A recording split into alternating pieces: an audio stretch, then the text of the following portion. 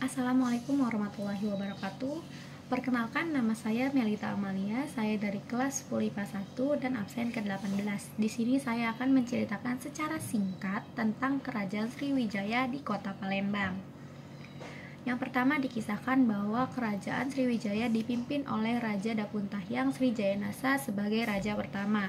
Dikisahkan dalam prasasti yang ada, Raja Dapuntahyang Srijayanasa berhasil membangun dan memimpin Kerajaan Sriwijaya dikarenakan beliau berhasil mengalahkan musuh dari kota Jambi, Palembang, Pulau Bangka, bahkan beliau juga dapat melancarkan serangan ke bumi Jawa yang menyebabkan runtuhnya Kerajaan Tarumanegara di Jawa Barat.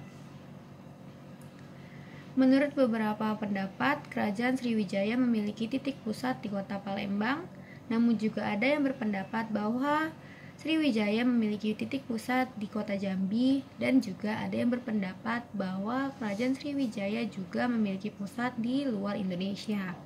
Namun, para ahli titik pusat kerajaan berpendapat bahwa Kerajaan Sriwijaya memang memiliki titik pusat di kota Palembang dengan tepatnya di dekat pantai di tepi Sungai Musi. Pada saat itu, masyarakat Kerajaan Sriwijaya menggunakan bahasa Melayu kuno, tetapi prasasti-prasasti yang ada dituliskan dengan huruf Pallawa. Pada saat itu, masyarakat menggunakan perdagangan dan juga pelayaran dengan bercorak maritim.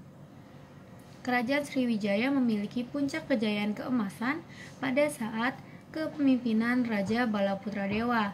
Raja Balaputradewa membuat Kerajaan Sriwijaya maju dalam bidang ekonomi, kebudayaan, keagamaan, maritim, dan bahkan juga pendidikan.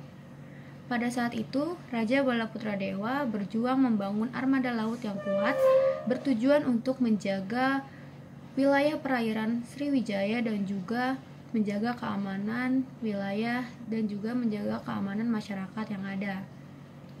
Dikisahkan bahwa Raja Balaputradewa adalah keturunan dinasti Sailendra dengan putra dari Dewi Tara dari Sriwijaya. Perkembangan pesat ekonomi yang ada pada saat itu disebabkan oleh pembayaran upeti, pajak, dan juga hasil dari perdagangan tersebut.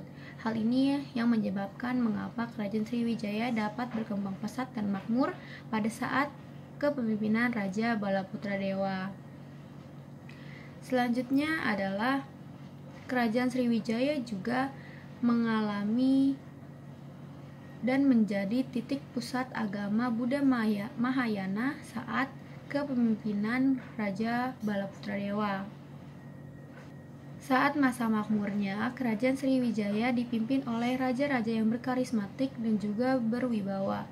Setelah kepemimpinan Raja Dapuntahyang Srijayanasa, beliau digantikan oleh Raja Sri Indrawarman, yaitu putra mahkota dari Raja Srijayanasa atau Raja Dapuntahyang. Beliau membangun kuil di Ligor. Berikutnya adalah Raja Semaratungga, yaitu raja yang tidak suka berperang.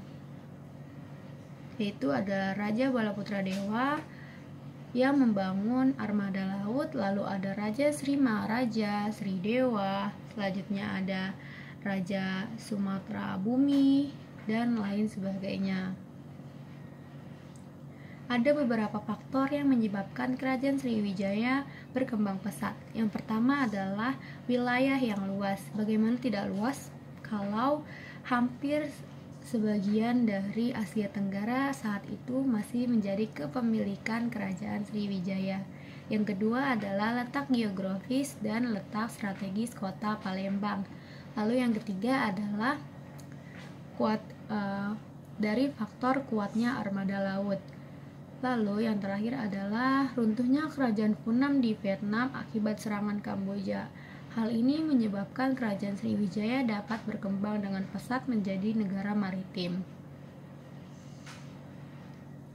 Pada saat abad ke-7, Sriwijaya juga maju karena pimpinan dari Raja Dapuntahyang Srijayanasa diakibatkan oleh ekspansi atau penyebaran wilayah daerah. Raja Sriwijaya memperluas daerah sampai membentang jauh dan membuat Kerajaan Sriwijaya menjadi kerajaan yang amat sangat makmur. Namun, kerajaan Sriwijaya mengalami kemunduran pada saat abad ke-12 dikarenakan oleh serangan kerajaan Medan Kamulan, lalu serangan dari kerajaan Chola Mandala, lalu terdesaknya dengan kerajaan Thailand, juga diserang oleh kerajaan Majapahit pada saat masa 1477 Masehi. Beberapa prasasti yang ada di kerajaan Sriwijaya adalah prasasti Kedukan Bukit yang isinya menceritakan tentang seseorang yang sedang menjalankan perjalanan suci menggunakan perahu. Beliau bernama Dapunta Hyang Sri Jayanasa, atau orang ini adalah raja pertama atau juga orang yang mendirikan kerajaan Sriwijaya. Beliau membawa 20.000 tentara personel dari Minangkabau. Lalu, prasasti yang kedua adalah prasasti Talang Tuwo. Prasasti ini menceritakan tentang pembangunan taman yang disebut Sri Kshetra. Pembangunnya adalah Raja Dapunta Hyang Sri Jayanasa. Lalu, prasasti yang ketiga adalah prasasti Telaga Batu. Prasasti ini tidak berisi tentang raja atau kerajaan Sriwijaya, namun prasasti ini berisi tentang kutukan-kutukan yang ada pada masa itu. Selanjutnya adalah prasasti Kota Kapur. Prasasti ini menceritakan tentang permohonan kepada dewa untuk menjaga kedatuan dan raja dari kerajaan Sriwijaya serta menghukum orang-orang yang berniat jahat kepada kerajaan tersebut. Prasasti selanjutnya adalah prasasti Karangberahi. Prasasti Karangberahi juga memiliki makna dan isi yang sama seperti prasasti Kota Kapur, yaitu meminta kepada dewa untuk menjaga kedatuan serta menjaga raja yang ada pada kerajaan Sriwijaya, juga untuk menghukum orang-orang yang berniat jahat kepada kerajaan tersebut. Sekian ringkasan tentang kerajaan Sriwijaya yang dapat saya sampaikan. Jika ada penuturan kata dan materi yang tertinggal, lalu jika alurnya maju mundur, saya mohon maaf. Selebihnya, terima kasih. Wassalamualaikum warahmatullahi wabarakatuh.